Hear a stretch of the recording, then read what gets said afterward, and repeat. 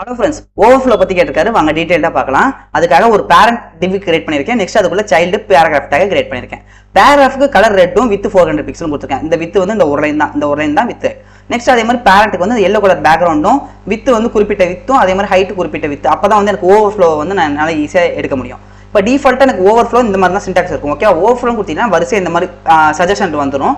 So இப்போதைக்கு வந்து overflow visible இருக்கு. இப்போ எனக்கு இந்த பாக்ஸை தாண்டி போகிறது எல்லாமே எனக்கு ஹைட் ஆகணும் அப்படின்னு வச்சிங்கன்னா ஓவர்ஃப்ளோ ஹிட்டன் கொடுத்தீங்கன்னா போதும்.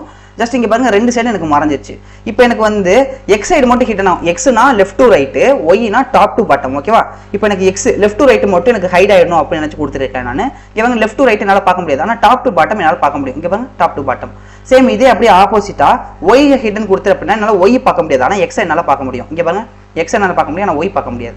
ஸோ இப்போ ரெண்டு சைடு என்னால் டிஃபால்ட்டாக பார்க்கணும் அப்படின்னு நினச்சிங்கன்னா என்ன கொடுக்குறேன், இந்த பாருங்க டிஃபால்ட்டாக ஆட்டோன்னு கொடுத்துட்டீங்கன்னா போதும். இங்கே நான் லெஃப்ட் டு ரைட்டும் பார்த்துக்க முடியும், டாப் டு பாட்டமும் பார்த்துக்க முடியும்.